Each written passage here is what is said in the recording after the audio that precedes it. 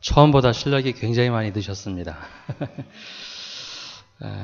지난주에 우리 천국의 비유를 함께 나눴습니다. 예수님께서 천국의 비유를 들으시면서 밭에 감추인 보화와 그리고 좋은 진주를 구하는 장사 이야기로 비유하셨던 것을 들었는데요.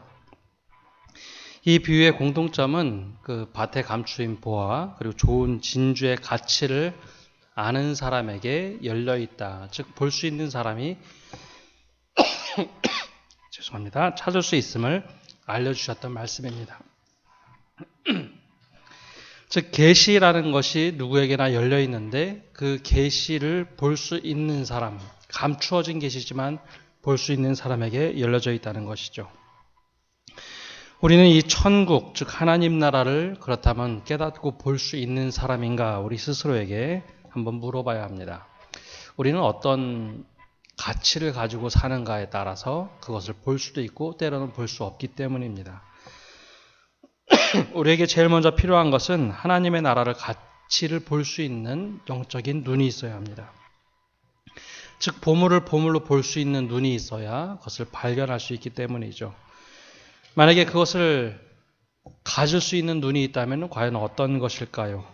천국의 가치는 우리가 하나님 나라를 그리고 말씀을 묵상함으로 우리가 그 영적인 깊이와 눈을 가질 수 있게 됩니다. 하나님 나라 가치는 의와 희락과 평강이 되어야 하고 공의가 물같이 정의가 하수같이 흐르는 그런 가치관이 있어야 그리고 그런 가치를 볼 수 있는 눈이 있어야 하나님 나라 즉 보화를 찾아낼 수 있고 또한 값진 진주를 찾아낼 수 있습니다. 우리가 이것을 늘 묵상해야지만 보여지는 것이죠. 전문가들은 자신이 하고 있는 전문가로서 사물을 바라보고 세상을 바라봅니다. 그것과 같이 그리스도인은 이 가치에 대한 눈이 있어야 하나님 나라를 보고 그 가치에 대해서 헌신할 수 있습니다. 그렇다면 그것을 깨닫고 발견했다면, 즉 하나님 나라 가치를 깨닫고 발견했다면 그것에 대해서 우리는 결단하고 헌신을 할 때, 즉 실천을 할 때 비로소 그것이 내 것이 될 수 있다라는 것을 말씀하고 있습니다. 이 밭에서 보화를 발견한 사람은 그것을 숨겨두었다가 집으로 가서 자신이 할 수 있는 모든 소유를 팔아 가서 밭을 샀다. 즉 내가 그거에 정말 가치를 느껴서 내 전부를 다해서 샀다라는 것, 즉 실천했다는 것이 바로 하나님 예수님께서 우리에게 알려주신 천국의 비유였습니다. 즉 우리도 하나님 나라의 가치가 있다면 거기에 우리가 할 수 있는 최선을 다해서 헌신하는 것, 바로 그럴 때 하나님 나라를 소유할 수 있고 하나님 나라를 이루며 살아갈 수 있다라는 것을 예수님께서 말씀하셨죠. 아무리 가치가 좋다라고 여겨도 거기서 주저주저하고 머물러 있으면 그 가치는 내 것이 되지 않습니다. 땅에 숨겨져 있는 보화를 다 알면서도 이거 다음에 누군가가 발견하고 사라질 수 있는 그런 가치. 그렇기 때문에 그 보화를 발견한 사람은 숨겨두었다가 집에 돌아가서 자신이 팔 수 있는 모든 것을 다 팔아 그 밭을 샀다는 것은 그만큼 결단과 실천이 중요하다라는 것을 말씀하고 있습니다.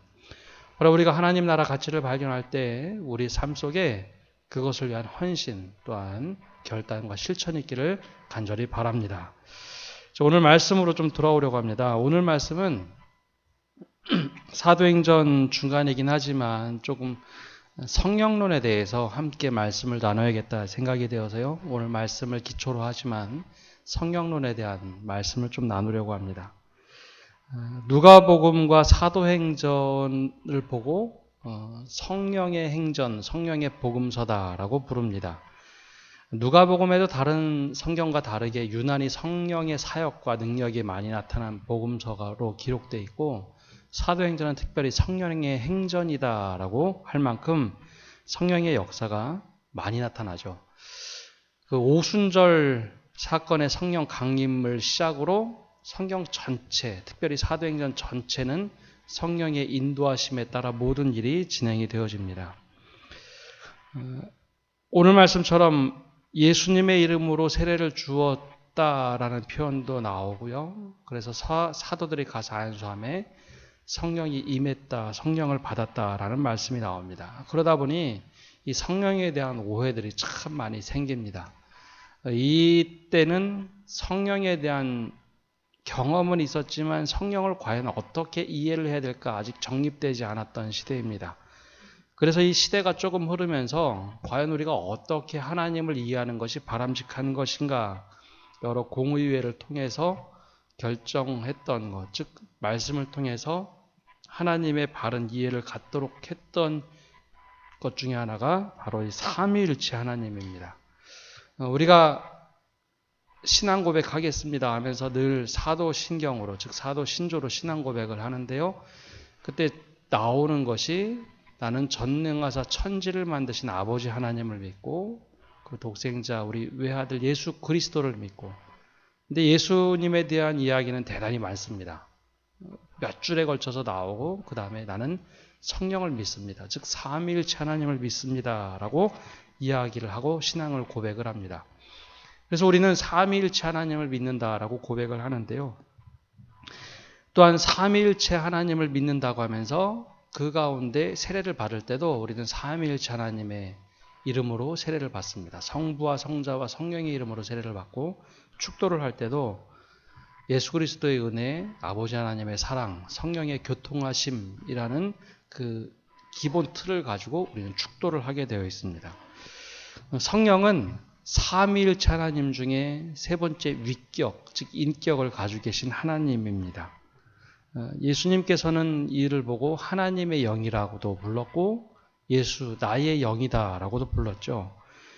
그 결과 예수님의 모습은 성령으로 잉태되어서 이 땅에 오셨다라고 표현하고, 또 예수님께서는 내가 떠나면서 보혜사 성령을 너에게 보내겠다라는 말씀을 하시면서 삼위 하나님이 모두 다 동등되다라는 것을 알려주고 있습니다.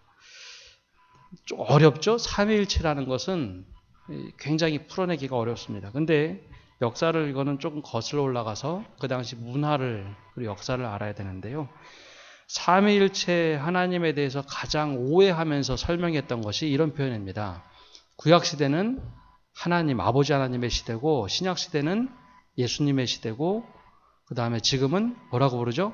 성령의 시대다. 이게 성령론을, 삼위일체 하나님을 얘기할 때 제일 오해를 사기 쉬운 표현인데요. 이것을 보고 양태론이라고 얘기합니다. 신학에서는 양태론이라고 하는데요. 이것은 어떤 의미냐면 이 사벨로이스라는 학자가 얘기했는데요. 양태론은 하나님은 한 분인데 이때는 성자로, 이때는 성부로, 이때는 성령으로 각각 다르게 때에 따라 나타나신다라는 표현입니다. 신학적인 표현입니다. 그래서 이것은 논쟁 중에 이것은 잘못된 이해다. 그래서 이단으로 정죄가 됩니다. 근데 대부분의 이단들이 이 양태론을 많이 이야기를 합니다. 그래서 분리된 하나님, 마치 삼신론으로 양태론을 이야기를 하죠. 이것은 제일 잘못된 표현이고요. 또 하나 이거 표현할 때 이런 표현을 쓰죠. 하나님을 표현할 때 삼일체를 이렇게 표현할 때도 있습니다. 물이 있고 수증기가 있고 얼음이 있다. 다 이거 물이죠. 근데 온도에 따라서 다르게 나타나는데 이것도 대표적인 양태론이라고 부릅니다. 이 세 가지가 동시에 존재할 수가 없죠. 물과 수증기와 얼음. 똑같은 온도에선 같이 존재할 수가 없습니다. 그래서 이것도 잘못된 표현이다라고 얘기합니다. 그나마 조금 잘 표현하는 것이 빛이 있고 밝음이 있고 따뜻함이 있다라고 표현할 때 그나마 하나님을 잘 표현한다라고 이야기를 합니다. 또 하나 잘못된 이단들이 있었는데요. 또 하나는 종속론이라, 즉 단일군주론이라는 이단이었는데요. 성경을 자세히 보시면 혹은 사도신경을 자세히 보시면 예수님을 표현할 때 성령으로 어떻게 했다고요? 마리아에게서 잉태했다라고 하죠. 절대 창조했다라는 표현을 쓰지 않습니다. 근데 종속론이라는 것을 이야기하는 사람들은 원래 아버지 하나님은 있고 아버지 하나님이 밑에 신을 창조했는데 그것이 성령과 그리고 성자라는 것이죠. 그래서 동등하지 않고 하나의 피조물이다라고 이해를 한 이론입니다. 그 또한 이단으로 정죄됐는데요. 대부분의 이단들이 여기에 속합니다. 현대 이단들은 어느 날 갑자기 내가 메시아가 됐다. 예수가 실패하고 내가 진정한 메시아다라고 하는 것이 잘못된 이해입니다. 왜냐하면 예수님께서는 하나님으로부터 창조된 존재가 아니라 성령으로 잉태되어서 나왔다라고 하는 표현이 있기 때문입니다. 보통 이단들은 내가 메시아다라고 하는데요. 분명히 육신의 어머니로부터 태어난 거 다 아는데 그렇지 않다는 것이죠. 보통 이단들이 보통 이 두 가지 범주 안에 하나 들어옵니다. 그러면서 성령을 얘기할 때 하나님과 예수님은 동일한 본질이고 성령 또한 그와 함께 동일한 존재다라고 얘기합니다. 그러면 이 성령 사역이 무엇일까라는 겁니다. 성령을 이야기할 때 생명의 영이라고 얘기합니다. 생명의 영. 우리 안에 들어와서 우리를 살리는 영. 또 하나는 창조의 영이라고 얘기합니다. 우리 성경에는 번역이 그렇게 안 되어 있지만 하나님께서 태초에 천지를 만드실 때 하나님이란 단어가 우리말 성경에는 그런 동사의 표현이 없어요. 복수에 따라서 동사가 바뀌고 단수에 따라 동사가 바뀌는 게 없지만 히브리어에는 이게 분명히 바뀌게 되어 있습니다. 우리는 하나님이라고 읽지만 거기에 보면 하나님이 복수형으로 되어 있습니다. 세상을 창조하실 때. 사람을 만들 때도 우리의 형상대로 하지 나의 형상대로가 아니 그렇게 안 되어 있습니다. 우리의 형상대로. 즉 성부, 성자, 성령의 모습으로 사람을 만들자라고 말씀하셨죠. 그래서 성령은 또한 창조형이고 생명의 영입니다. 그래서 성령의 사역은 아까 말씀드린 것처럼 예수님을 이 땅에 오시도록 할 때, 같이 계셨지만 마리아의 모습을 통해서 오도록 할 때 성령으로 잉태하게 하시고 또 성령께서 이 땅에 태어나신 예수님 활동하실 때 제일 먼저 예수님의 손을 붙잡고 마귀에게 시험 받으러 가도록 인도한 분이 바로 성령 하나님입니다. 그래서 성령께서 예수를 마귀에게 이끌어내서 시험받게 하셨다. 그리고 다시 불러내어서 성령의 비둘기처럼 내려와서 이는 내 사랑하는 아들이요 라고 하면서 그 영적인 대관식, 즉 메시아가 여기 이 땅에 나왔음을 알려주신 것도 또한 성령의 사역입니다. 우리가 예수님을 주로 고백하는 것, 내가 고백한 것 같은데요. 성경을 자세히 보시면 내가 예수님을 스스로 고백한 것이 아니라 성령께서 나로 하여금 예수님을 믿도록 입으로 고백하고 시인하도록 하셨다. 이 또한 성령의 사역입니다. 그래서 예수님께서 부활하시기 전까지만 하더라도 성령의 주된 사역은 마치 예수님을 막 인도해서 이렇게 하십시오 하고 앞길을 열어가는 사역처럼 보여집니다. 근데 예수님이 부활 이후에는 예수님께서 말씀하시죠. 내가 아버지께로 돌아가고 내가 너희에게 새로운 보혜사를 보내겠다. 선물을 주게 하겠다라고 했던 분이 또한 성령입니다. 그때부터 성령의 구체적인 사역이 이루어지는데 때로는 말할 수 없는 탄식으로 우리를 위해서 중보하시는 분. 그리고 나로 하여금 성령으로 충만하게 하셔서 성화되게 하시는 분. 내가 예수 그리스도를 닮아 그냥 살아가는 것이 아니라 하나님의 손에 붙잡혀서 살아가도록 하시는 분, 바로 그분이 성령의 사역입니다. 그래서 우리가 구원을 받았다라는 마침표를 딱 찍는 것은 바로 성령의 내주하심의 역사입니다. 그래서 전 세계의 모든 종교 중에 하나님이란 존재, 즉 우리가 믿는 대상이 내 안에 들어오는 신관이 없습니다. 유일하게 성령께서 우리 안에 들어오셔서 나를 하나님의 성전으로 삼으신다라고 할 때 그것이 바로 성령의 사역입니다. 그래서 내가 거듭날 뿐만 아니라 성화되어져 가는 것, 마지막에 영광스럽게 하나님께 영광을 돌리도록 하는 것이 바로 성령의 사역이라는 것이죠.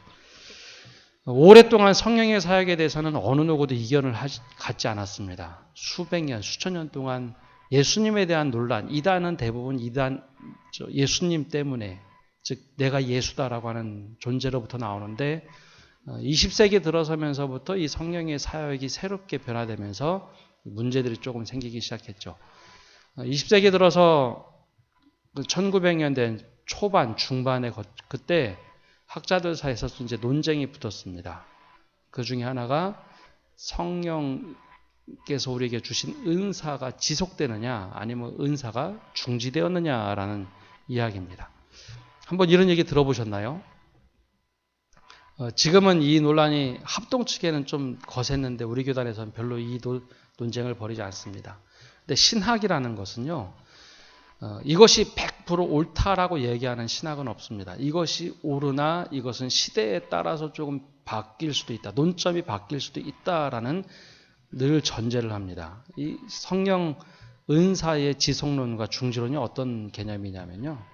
성경 사도행전에 나타났던 그 사도들이 베풀었던 은사들이 지금도 지속되고 있는가, 아니면 그때 특별하게 하나님께서 기름 부으셔서 교회를 세우고 교회를 온전하게 하기 위해서 은사를 주셨는가, 즉 그때만 반짝 효과가 나타나고 지금은 중지되었는가 하는 입장이 은사 중지론입니다.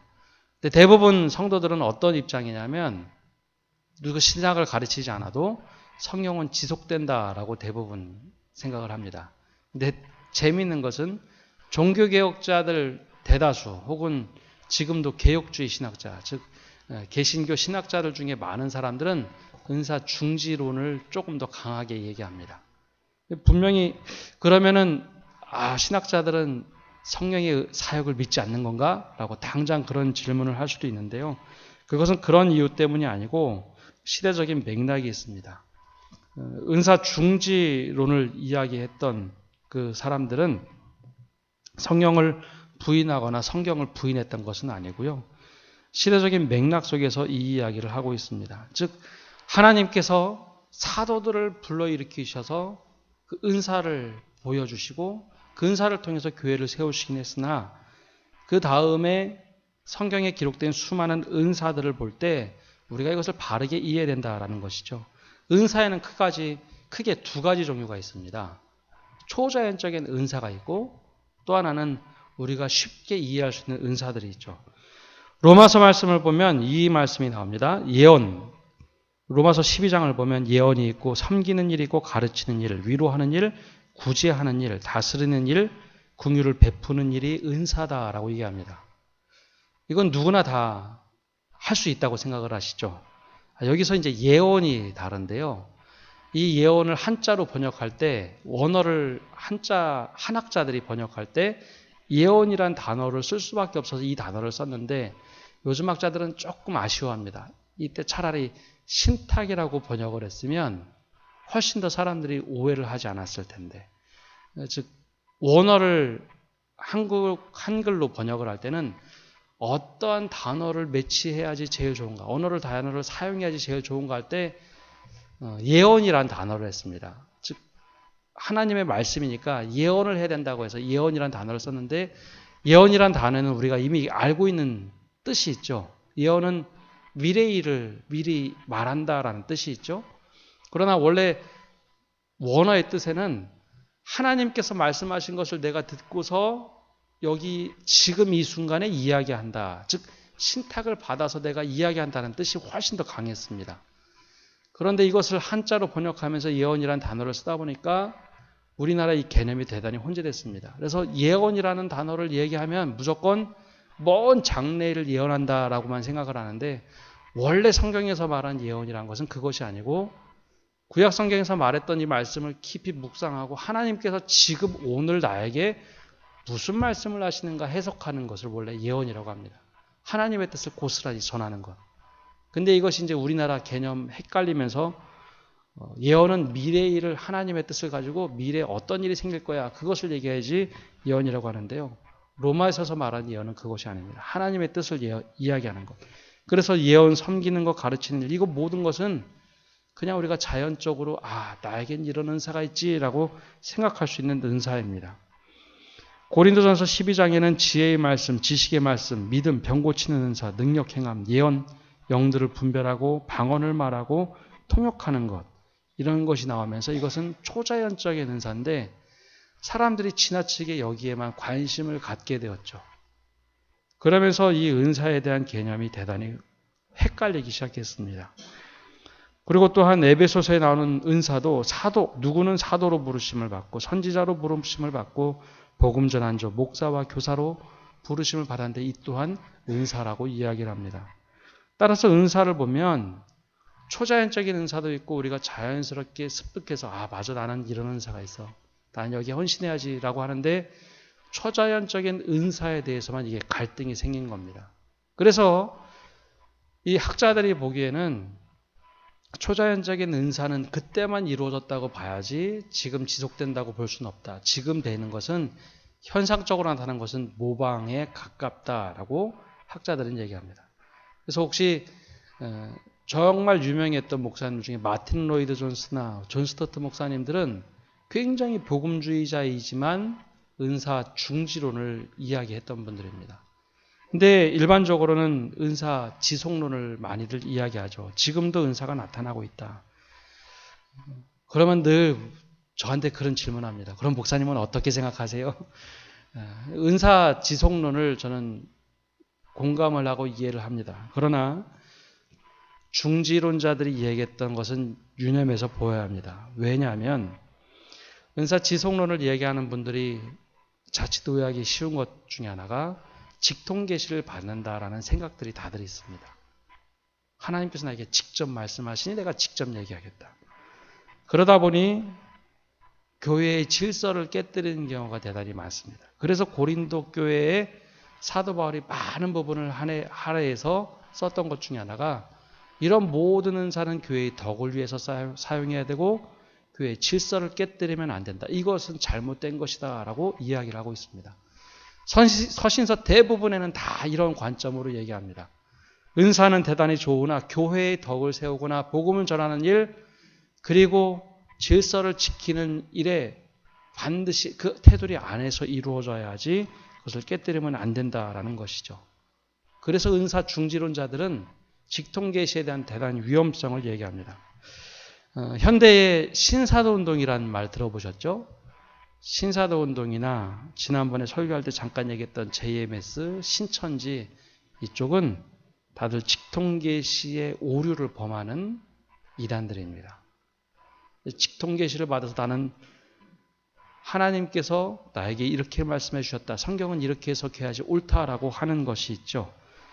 그러나 성경 계속해서 이야기하는 것처럼 우리는 사도들의 터 위에 서 있고 우리가 사도신경을 얘기할 때 공교회를 믿습니다. 즉 교회의 보편적인 가치를 믿을 뿐만 아니라 교회가 지금까지 결정했던 사항들, 삼위일체 하나님을 믿는다든지 아버지 하나님과 아들 예수님은 동일한 존재, 동일한 본질이라는 것, 그런 것을 믿는다는 것을 고백하는 것인데 거기에서 그것을 내가 믿겠습니다라는 것, 거기에서 벗어나면 안 되겠습니다라는 그런 고백들, 이것에 대해서 직통계시가 때로는 늘 잘못된 길을 가고 있다라는 것이죠. 그래서 우리가 조심해야 될 것은 성령에 대한 깊은 이해가 있어야 됩니다. 또한 성령의 임함을 얘기할 때 뜨거움을 자꾸 얘기하는데요. 그 사도행전 2장에 보면 성령의 불의 혀 같은 것이 각 사람에게 임하였다라고 하다 보니 불을 먼저 강조를 합니다. 근데 그 말씀을 자세히 보면 바람이 불의 혀같이 각 사람에게 임하니라고 돼 있죠. 그렇게 불을 얘기할까요? 바람을 얘기할까요?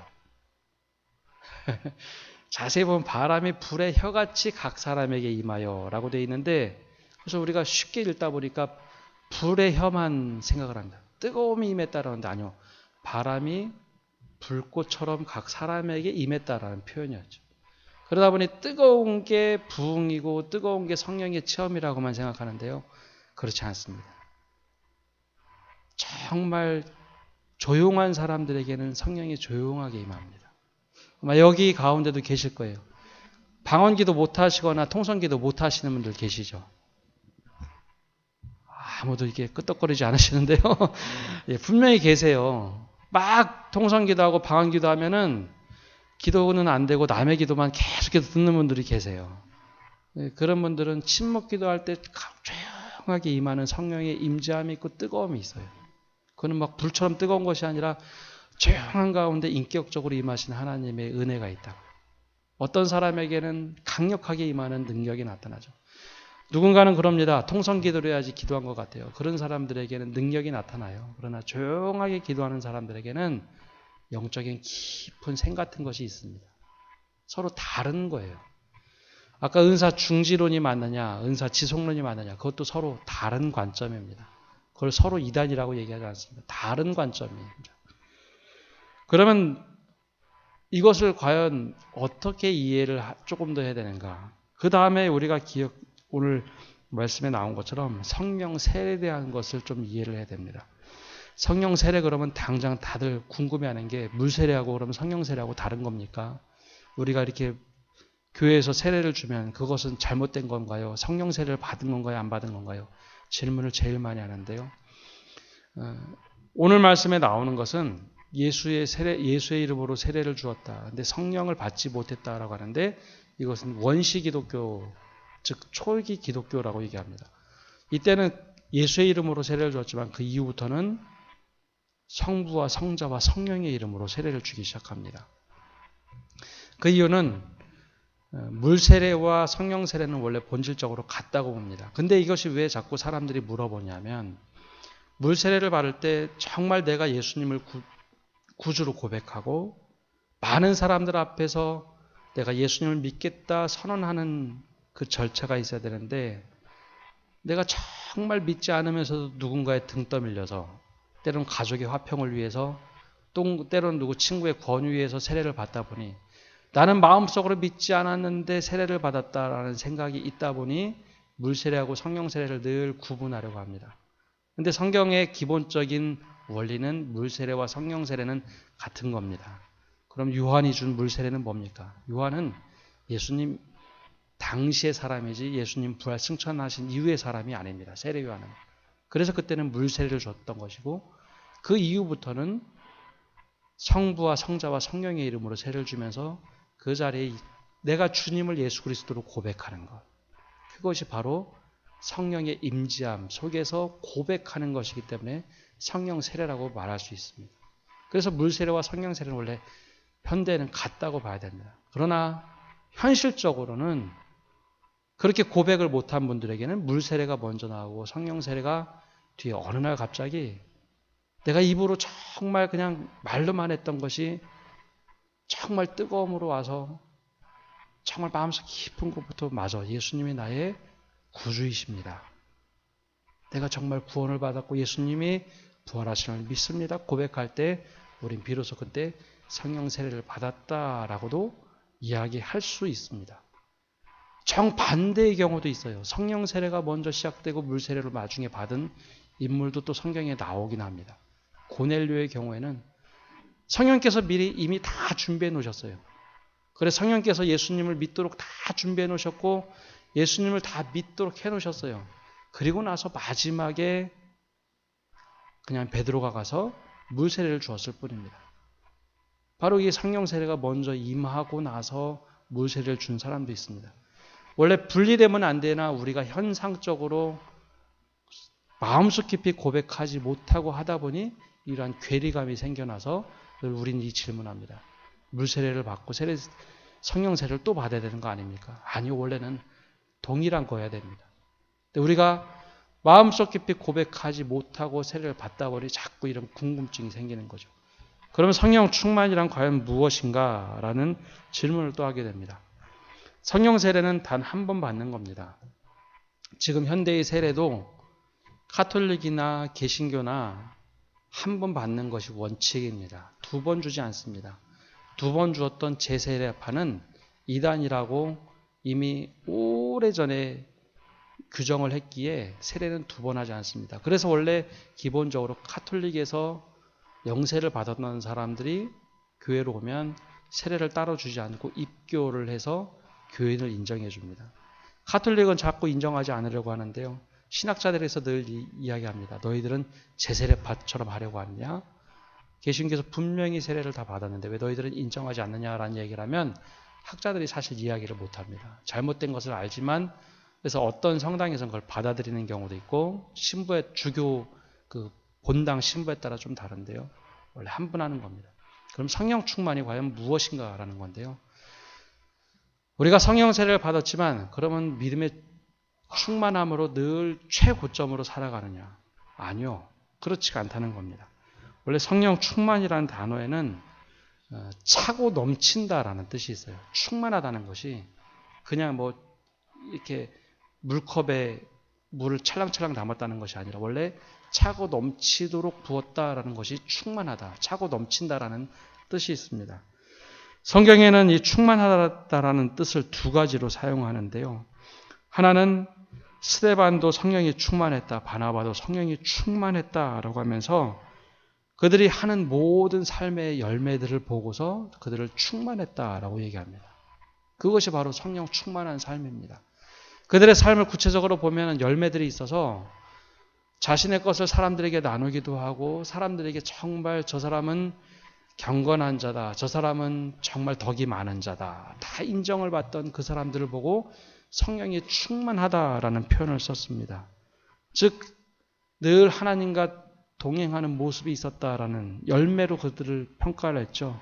또 다른 성령이 충만하다라는 플레루라는 단어인데요. 이 단어는 어느 때 쓰였냐면은 감옥에 사람들이 들어갔는데 성령이 충만했다라는 표현을 씁니다. 그때 사람들의 모습은 막 기뻐하는 모습이었어요. 내 안에 성령이 정말 너무 차고 넘쳐서 기뻐할 수도 없고 아무것도 할 수 없는 좌절한 상황인데 은혜가 성령이 충만하고 차고 넘치니 어려운 순간에도 계속해서 기뻐했다. 모든 것이 성령에 민감해서 맞아, 이거 하나님께서 원하시는 일이야 라고 그들이 생각하고 판단하는 모습을 보고 성령이 충만했다라는 표현을 씁니다. 이 두 가지 모두 다 공통적인 핵심은요, 내가 살아갈 때 내가 의도적으로 내 뜻대로 살아가는 것이 아니라 에베소에 말씀했던 것처럼 술 취하지 말라 이는 방탕한 것이니 오직 성령의 충만함을 입어라 라는 표현이었다는 것이죠. 이것은 술 취하지 말라라는 거에 방점이 있는 것이 아니라 성령의 충만함을 입어라 라는 이야기에 방점이 있습니다.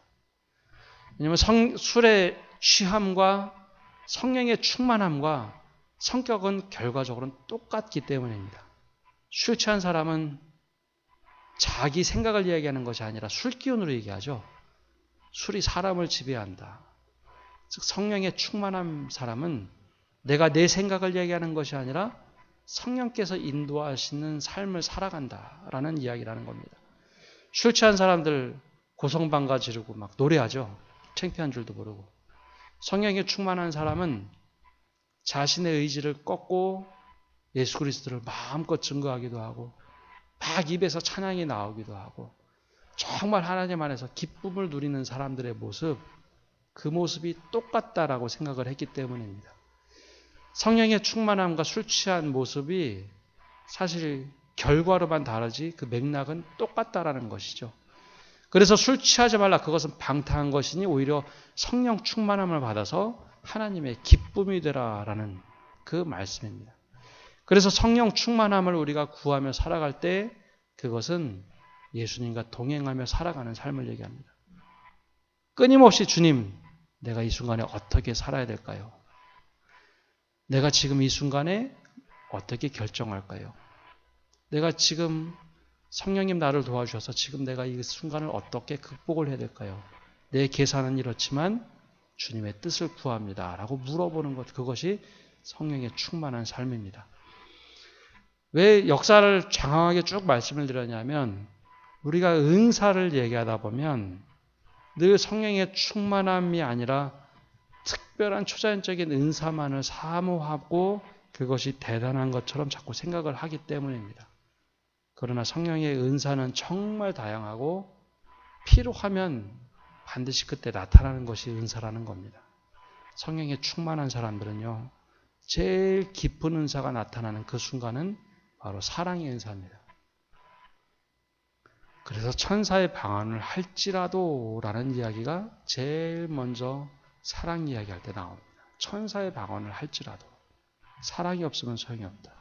그래서 은사에 제일 가는 것은 사랑입니다. 성령에 충만한 사람이 나타나는 것은 사랑입니다. 성령의 열매에 있어서도 제일 먼저 사랑이 드러나는 것이죠. 그래서 성령 이야기를 하려면 사랑을 빼놓고는 이야기할 수가 없는 것이 바로 성령의 사역이고 은사입니다. 그래서 믿음 생활할 때 우리는 자꾸 누가 믿음이 더 좋은가, 누가 더 소망이 큰가 얘기를 하는데 바울은 그렇게 얘기하지 않습니다. 그 중에 제일은 사랑이라고 얘기하죠. 그것이 성령의 충만함, 성령의 은사의 진수이기 때문에 그렇습니다. 그래서 그것을 더 사모하시면 됩니다. 사랑이 있으면요. 때로는 한 사람을 위해서 열심히 기도하면 그 사람이 낫습니다. 그래서 그렇게 해본 사람들이 이렇게 하니까 낫는구나 라고 경험을 할 수 있습니다. 정말 한 사람을 향해서 기도를 하면 죽어가던 영혼이 다시 살아납니다. 그것이 사랑입니다. 은사가 많이 나타난다고 사람들이 변화되지 않습니다. 호기심으로 교회에 나올 수 있고 예수님에 가까이 올 수 있지만 예수님을 영접하는 것은 사랑의 은사를 통해서 나타납니다. 그 은혜가 우리 가운데 충만하게 넘치기를 간절히 바랍니다. 함께 기도하겠습니다. 하나님, 오늘 이 시간 성령에 대하여, 성령 하나님에 대하여 함께 말씀을 나눕니다. 인격의 하나님께서 이 시간 찾아오셔서 우리에게 임하실 때 우리가 조용한 믿음 생활을 하는 분들에게는 조용한 성령의 임재함을, 또 내가 열정적으로 믿고 열정적으로 기도하는 이들에게는 그 인격의 성령께서 그 모습 그대로 찾아가 주셔서 우리들에게 성령의 충만함을 주시고 영원토록 주님과 동행하는 삶을 살아내도록 인도하여 주옵소서. 다른 무엇보다도 사랑의 은사를 사모하게 하여 주셔서 그 은사를 품고 살아갈 때 병든 자가 때로는 치유함을 받게 하여 주시고 때로는 죽어가는 영혼이 성령께서 허락하신 그때 그 순간에 복음을 전함을 통하여 살아날 수 있는 놀라운 역사도 우리를 통하여 일어나게 하여 주옵소서. 이 모든 말씀 예수님의 이름으로 기도합니다. 아멘.